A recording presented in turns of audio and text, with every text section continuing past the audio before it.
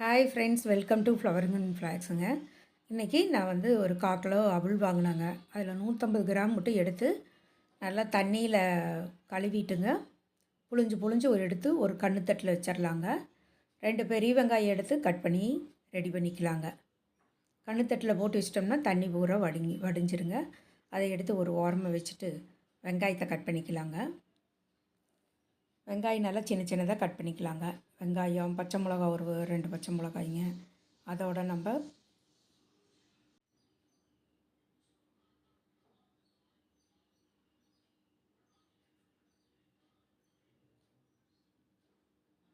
வெங்காயத்தை நல்லா 2 பெரிய வெங்காயம் கட் பண்ணி போடுங்க. அப்போ தான் நல்லாயிருக்கும். இது மாதிரி சின்ன சின்னதாக கட் பண்ணி போட்டுக்கோங்க. கேரட், பீன்ஸ் எல்லாம் எடுத்துகிட்டு வந்து 50 கிராம் கேரட்டு, 50 கிராம் பீன்ஸுங்க. ரெண்டையும் சுத்தமாக கழுவிட்டுங்க, அதையும் நம்ம கட் பண்ணிக்கலாங்க.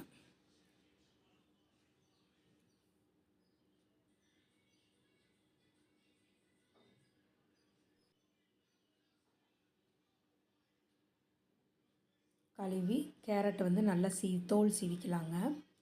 தோல் சீவிட்டு மீதி இருக்கிறத கட் பண்ணிக்கலாங்க. தோல் சீவிட்டுருக்குறேங்க. இப்படி கத்தியிலேயே வச்சு நீங்கள் இப்படி எடுத்திங்கன்னா தோல் வந்துடுங்க. கேரட்டு, பீன்ஸு எல்லாமே கட் பண்ணி ரெடி பண்ணிவிட்டு அடுப்பை ஆன் பண்ணிக்கலாங்க. அவ்வளோதாங்க, எல்லாம் ரெடி பண்ணி வச்சுட்டு அடுப்பு ஆன் பண்ணிக்கலாங்களா. வாணலி அடுப்பில் வச்சுட்டுங்க, வாணலி சூடானோன்னா ஆயில் விட்டுக்கலாங்க. ஒரு 4-5 ஸ்பூன் ஆயில் விட்டுட்டேங்க. ஆயில் சூடானோன்னா கடுகு 1 ஸ்பூனு, உளுந்து பருப்பு 1 ஸ்பூன், கடலப்பருப்பு 1 ஸ்பூன் போட்டுக்கலாங்க. அது நல்லா பொன்னிறமாக வணங்கின பிறகு கட் பண்ணி வச்சுருக்கிற வெங்காயத்தையும் இதில் ஆட் பண்ணிக்கலாங்க. பெரிய வெங்காயம் 2 எடுத்து கட் பண்ணி வச்சுருக்குறேங்க. பச்சை மிளகா 2 போட்டுக்கலாங்க, சின்ன சின்னதாக கட் பண்ணி. வெங்காயம் 2 வெங்காயம் போட்டிருக்குறோங்க. அதையும் நல்லா சின்ன சின்னதாக கட் பண்ணி போட்டுக்கிறோங்க. இதோடு நம்ம வெங்காயம் நல்லா கண்ணாடி பார்த்துக்கு வெங்காயம் வணங்கட்டுங்க. வணங்கணுன்னா கேரட் வந்துங்க ஒரு 50 கிராம், பீன்ஸ் 50 கிராம், ரெண்டையும் சின்ன சின்னதாக கட் பண்ணி அதை இதில் ஆட் பண்ணிக்கலாங்க. வரமிளகா 2, பச்சை மிளகா 2 கட் பண்ணி போட்டோங்க. இதோடு நாம் வெங்காயத்தை ஆட் பண்ணி அந்த வெங்காயம் நல்லா வணங்கிட்டு இருக்குதுங்க.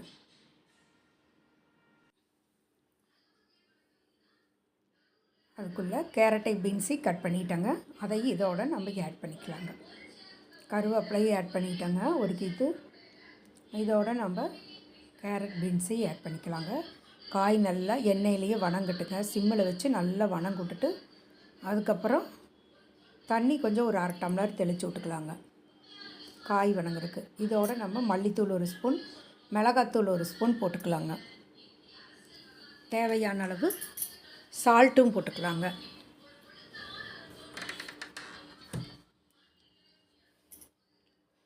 சால்ட்டும் போட்டுட்டு நல்லா ஒரு கிளறி விட்டுறலாங்க. நல்லா கிளறி விட்டுட்டுங்க, அப்படியே சிம்மிலேயே வச்சு காய் வணக்கினீங்கன்னா டேஸ்ட்டாக இருக்கும். 1/2 டம்ளர் தண்ணி ஊற்றிங்க. நல்லா காய் வேகட்டுங்க. மூடி வச்சிடலாம். ஒரு 10 நிமிஷம் கழித்து பார்த்தோம்னா காய் நல்லா வெந்திருக்கும். இதில் தக்காளி ஒரே ஒரு தக்காளி சின்ன சின்னதாக கட் பண்ணி போட்டுக்குங்க. இது ஆப்ஷன் தாங்க, உங்கள் விருப்பம்தான். ஆனால் நான் வந்துங்க உப்புமாக்கெல்லாம் போடுவேங்க. அவள் உப்புமாக்கு போட்டிங்கன்னா சூப்பராக இருக்கும். தக்காளி ஒன்றுக்கு சின்னதாக கட் பண்ணி போட்டுங்க.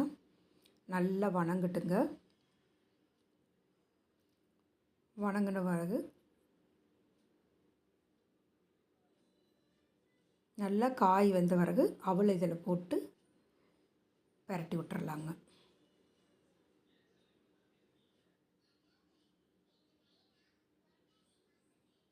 வேணுன்னா இன்னும் கொஞ்சம் தண்ணி கூட ஒரு 1/4 டம்ளர் தெளித்து விட்டுக்கலாங்க. மஞ்சத்தூளும் 1/2 ஸ்பூன் போட்டுக்கலாங்க. அது நல்லா போட்டு கலக்கி மூடி வச்சிடலாம். காய் வெந்த பிறகு எடுத்து ஒரு 10 நிமிஷம் நல்லா வேகட்டுங்க.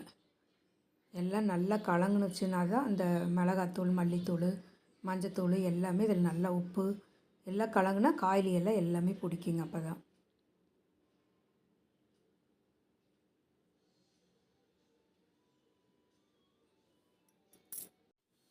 தண்ணி ஊற்றி அவல் வந்து நல்லா கழுவி எடுத்து ஒரு தட்டில் மாற்றி வச்சுருந்தலங்க, அதையும் ஆட் பண்ணிக்கலாங்க. தண்ணியில் கழுவிட்டுங்க அவலை நல்லா புழிஞ்சு எடுத்து கண்ணுத்தட்டில் வச்சு அதுக்கப்புறமா நம்ம எடுத்து இப்படி ஒரு பெரட்டுனா போதுங்க. அவல் தண்ணியில் நனைஞ்சதுனாலே உங்களுக்கு ஓரளவுக்கு இதாகிருங்க.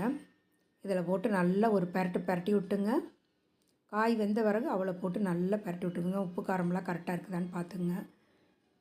சூப்பராக ரெடி ஆயிடுச்சுங்களா? அவல் உப்புமா ரெடி ஆயிடுச்சுங்க. இந்த மாதிரி தக்காளி இதெல்லாம் போட்டு ஒரு நாளைக்கு செஞ்சு பாருங்கள். தேங்காய் போட்டு ஒரு நாள் செய்யுங்க. ரொம்ப சுவையாகவும் இருக்கும், அருமையாகவும் இருக்கும். இந்த வீடியோ பிடிச்சதுன்னா லைக் பண்ணுங்கள். நீங்களும் ட்ரை பண்ணி பாருங்கள். ஷேர் பண்ணுங்கள். உங்கள் ஃப்ரெண்ட்ஸ்க்கெலாம் ஷேர் பண்ணுங்கள். பெல் பட்டனை கிளிக் பண்ணுங்கள்.